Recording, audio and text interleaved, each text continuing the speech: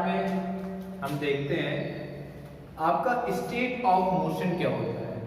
ठीक है, first part में हमने क्या देखा कि फोर्स क्या होता है, प्रेशर क्या होता है।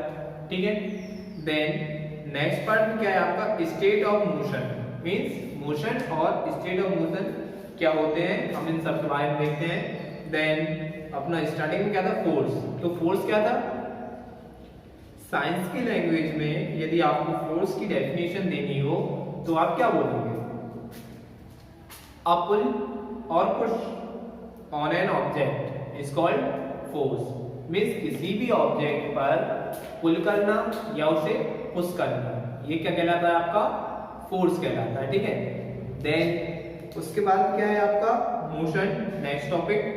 अब मोशन क्या होता है, तो मोशन होता है कि जैसे आपको कोई भी अ फोर्स में B bring on a change in the state of motion of an object, या फिर आपका मोशन को आप किस तरह से बोल सकते हो, a change in either the speed of an object और इट्स डायरेक्शन ऑफ मोशन और both is described as a change in the state of motion. ये आपके मोशन की चेंज इन स्टेट की कंडीशन हो जाती है। जैसे आप किसी भी ऑब्जेक्ट पर कोई भी फोर्स देते हो, a change in either the speed of an object, means किसी भी ऑब्जेक्ट की स्पीड में चेंज हो और इट्स डायरेक्शन ऑफ मोशन, वो किस डायरेक्शन में मोशन कर रहा था उसमें चेंज हो, और बोथ या फिर ये दोनों is described as a change in its state of motion. इसे हम किस तरह से पहचानते हैं कि ये सब क्या हो रहा है, कि जो स्टेट है उसमें चेंज हो रहा है। ठीक है, हमने देखा था कि आपकी जो फोर्स है वो क्या है, स्केलर है या वेक्टर क्वांटिटी है। तो फोर्स आपका एक वेक्टर क्वांटिटी है, क्योंकि फोर्स हम किसी भी डायरेक्शन में लगा सकते हैं, किसी भी तरह से लगा सकते हैं। ठीक है, उसकी डायरेक्शंस होती है, मैग्नीट्यूड होता है, इसलिए वो क्या है, एक आपकी वेक्टर क्वांटिटी है।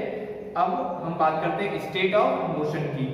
The state of motion of an object is described bye its speed and the direction of motion. जब स्टेट की बात आती है तो स्टेट मतलब यहाँ पर क्या होता है, एक अवस्था होती है, मींस किस स्थिति में वो है। ठीक है, तो the state of motion of an object is described bye its speed and the direction of motion. जो मोशन की जो स्टेट है वो किस तरह से पहचानते हैं हम, कि वो किस डायरेक्शन में मोशन कर रहा है, मींस किस डायरेक्शन में उसकी गति हो रही है और कितनी स्पीड पर वो है।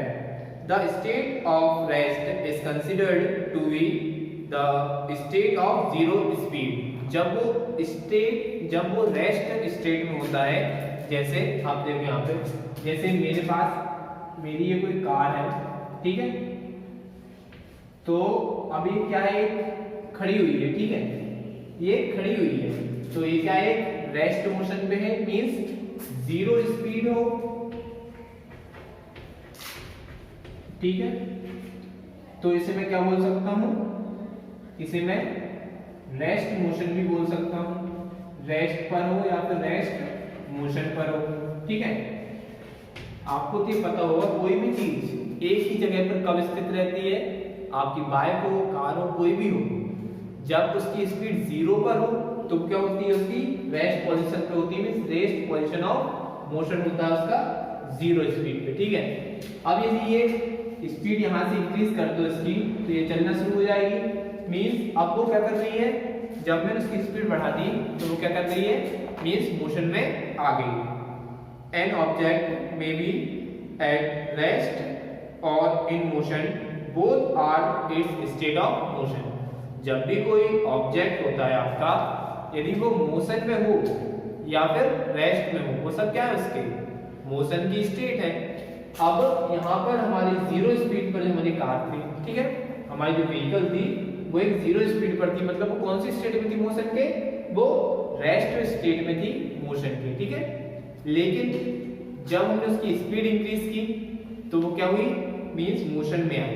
ठीक है, तो वो क्या है, उसकी रेस्ट मोशन की स्टेट तो नहीं है, अब वो गति कर रही है, मींस अब वो चल रही है। ठीक है, does it mean that the application of a force would always result in a change in the state of motion of the object? Let us find out. It is common experience that many time application of force does not result in the change of the state of motion means इसका मतलब क्या है? It is common experience that many time application of force does not result जब हम किसी object पर force apply करते हैं तो वो क्या होता है? मोशन में आ जाता है। ठीक है, यहाँ पर स्पीड किसी तरह का तो मतलब फोर्स का काम कर रही है ना, यहाँ पर जो हमारी स्पीड है वो भी किसी तरह का मोशन का काम कर रही होगी, तभी वो क्या है मतलब मोशन में आ रही है, किसी तरह की फोर्स का काम कर रही है हमारी स्पीड, ताकि हमारा जो ऑब्जेक्ट है वो मोशन में आए और मूवेबल हो। A heavy box may not remove or move at all even if you apply the maximum force that you can exert. Again, no effect of force is observed when you try to push a wall. जब आप कोई दीवार को push करने की कोशिश करते हो तो वो क्या होती है? दीवार तो उसके रेस्ट पोजीशन पर ही रहेगी। ठीक है, दीवार कभी पुश नहीं होती है। सर यदि अपने हाथों से चाहें तो क्या आप इस दीवार को एक स्थान से दूसरे स्थान पर ले जा सकते हैं? मीन्स उसका जो मोशन की स्पीड मतलब मोशन की स्टेट में उसको ला सकते हैं? नहीं ला सकते, क्योंकि दीवार तो एक स्टेट है, मीन्स एक रेस्ट पोजीशन पर है आपकी। ठीक है, अब यहाँ पर कुछ आपका है force can change the shape of an object. ये सही बात है कि जब आप फोर्स अप्लाई करते हो तो आपके ऑब्जेक्ट का जो शेप है वो चेंज हो जाता है। कॉन्टैक्ट फोर्सेस, अब कॉन्टैक्ट फोर्सेस मींस क्या होता है? मींस आप जब आप दो फोर्स को कांटेक्ट करते हो, एक दूसरे से मिलाते हो या फिर किसी भी चीज में फोर्स अप्लाई करते हो, वो भी उससे कांटेक्ट करते हो। Can you push a lift off book laying on a table without touching it? क्या आप किसी बुक के मतलब 4-5 बुक का सेट हो, उसको आप वहां से दूसरे स्थान पर ले जा सकते हो बिना उसको छुए? आप नहीं ले जा सकते। क्यों? क्योंकि ये क्या है? ये कांटेक्ट फोर्स का काम है। ठीक है, आपको उसे छूना पड़ेगा, उसके बाद आप उसको एक स्थान से दूसरे स्थान पे ले जा सकते हो। तो कांटेक्ट फोर्सेस में किस टाइप के फोर्सेस आते हैं? जिसमें आप उसको बिना टच किए कुछ नहीं कर सकते उसका। ठीक है, जैसे ये डस्टर है, यदि ये ऐसा रखा हुआ है यहाँ पे, ठीक है, तो अब मुझे यहाँ से कहीं भी ले जाना हो, जैसे मुझे यहाँ ले जाना है, ठीक है, इस पॉइंट पर ले जाना है, तो मैं इसको टच करूंगा ना। अब मैं टच कैसे करूं? या तो मैं अपने हाथों से रखूं या फिर किसी लकड़ी के डंडे से उसको एक साइड से दूसरी साइड पर खिसकाऊं। ठीक है, तो ये सब आपके क्या है? कांटेक्ट फोर्सेस हैं। तो इसमें कांटेक्ट फोर्सेस में फर्स्ट है क्या? मस्कुलर फोर्स, मींस आप उसको टच करना ही पड़ेगा। कैन यू पुश और lift a book laying on a table without touching it? Can you lift a bucket of water without holding it? क्या आप किसी पानी से भरी बाल्टी को उठा सकते हो बिना उसको टच किए? आप नहीं उठा सकते।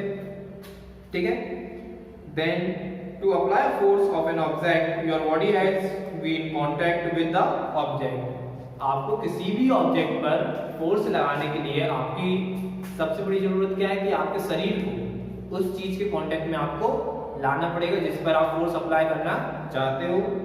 द कांटेक्ट में also with the help of a stick और अ पीस ऑफ रोड। आप इस फोर्स को किस तरह लगा सकते हो? कांटेक्ट फोर्स को, या फिर आपकी लकड़ी का कोई टुकड़ा लो जिससे आप इसमें फोर्स अप्लाई करो, या फिर आप क्या करो रस्सी का टुकड़ा लो जिससे आप उसमें फोर्स अप्लाई कर सको। When we push off an object like a school bag or lift a bucket of water, where does the force come from? This force is caused by the action of muscles in our body. यदि आपको school का bag या फिर पानी की बाल्टी उठाना है तो आपको उसमें फोर्स अप्लाई करना पड़ेगा, लेकिन ये फोर्स आता है कहाँ से? आएगा कहाँ से? तो ये फोर्स आपका आएगा आपके बॉडी मसल से, इसलिए इसको मस्कुलर फोर्सेस भी कहते हैं। मीन जो कांटेक्ट फोर्स होता है उसको मस्कुलर फोर्सेस भी बोल सकते हैं। जैसे आपको उठाना है इसको, तो कहीं ना कहीं आपके मसल्स पर प्रेशर पड़ेगा, तब जाकर आपका हाथ नीचे करके इसको ऊपर करेगा। ठीक है, और आप जब कोई बॉडी मीन्स आप कोई बाल्टी को उठाते हो पानी की, तो आपको वेट लगता है ना, आप खुद को लगता है कि भाई वजन है इसमें, तो वजन कहाँ से मतलब आपको फोर्स कहाँ से आता है? आपके मसल से आता है। ठीक है,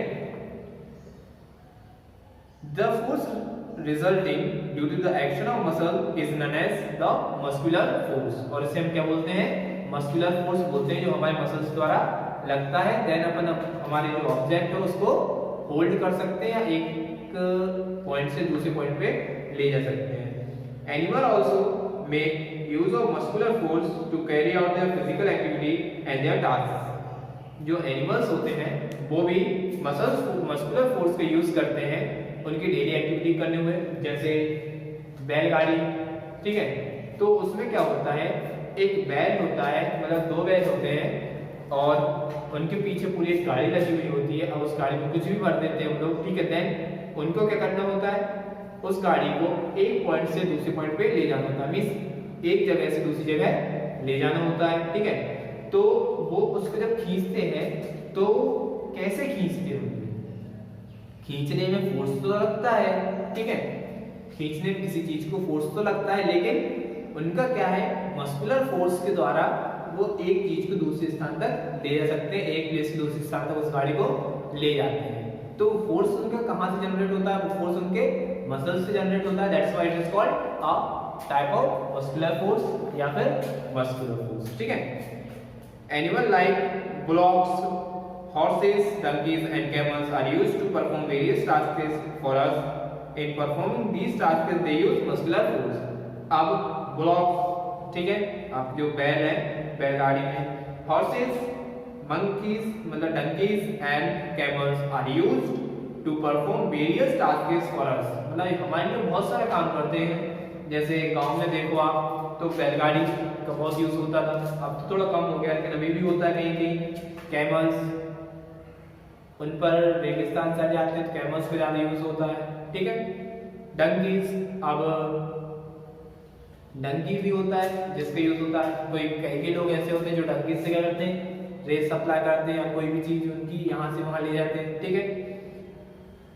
तो ये सब क्या है, ये सब इनके टास्क को करने के लिए कौन से फोर्स के यूज करते हैं, तो ये यूज करते हैं आपका मस्कुलर फोर्स, ठीक है। अब नेक्स्ट हम देखेंगे कॉन्टैक्ट फोर्स का एक और थोड़ा सा। Since muscular force can be applied only when it is in the contact with an object, it is also called a contact force. जब हम मस्कुलर फोर्स अप्लाई करते हैं तो मस्कुलर फोर्स अप्लाई करने के लिए क्या होता है, हमें उस ऑब्जेक्ट से कांटेक्ट में आना पड़ता है, तो इसलिए हम क्या बोलते हैं, कांटेक्ट फोर्स इसको बोलते हैं। अब फ्रिक्शन की बात आ रही है। Recall some of our experiences, a ball rolling along the ground gradually slows down and finally comes to rest. When we stop pedaling a bicycle, it gradually slows down and finally comes to a stop. A car or a scooter also comes to rest once its engine is switched off. Similarly, a boot comes to rest if we stop rowing it. Can you add some more such experiences? अब इन्होंने यहाँ पे कहा है, अब friction force क्या होता है, जैसे घर्षण बल जो होता है, अब वो क्या होता है, तो वही होता है a ball is along the ground gradually slow down। जब हम किसी बॉल को ऊपर फेंकते हैं, ठीक है, तो वो क्या होती है, वापस आती है, ठीक है। यदि हम किसी, हमारी जो साइकिल है, ठीक है, तो हमारी साइकिल को यदि हम पैडलिंग करना स्टॉप कर दें, मींस उसमें पैडल मारना बंद कर दें, तो क्या वो चल पाएगी, ज्यादा समय तक चलेगी, लेकिन उसकी जो स्पीड है वो कंटिन्यूअस क्या होती रहेगी, डाउन होती रहेगी, हल्की हल्की डाउन होते होते एक ऐसा पॉइंट आएगा जहां पर वो कंप्लीटली स्टॉप हो जाएगी। तो ये सब क्या है, आपको फ्रिक्शन का एक उदाहरण है, मींस घर्षण बल जो होता है उसका एक उदाहरण है, ताकि जिससे आप ये सब कर सको, ठीक है। तो मस्कुलर फोर्स आप समझ चुके हो, और फ्रिक्शन का हम नेक्स्ट वीडियो में फ्रिक्शन और नॉन कॉन्टैक्ट फोर्स के बारे में पढ़ेंगे। तो thank you very much guys, enjoy and keep learning.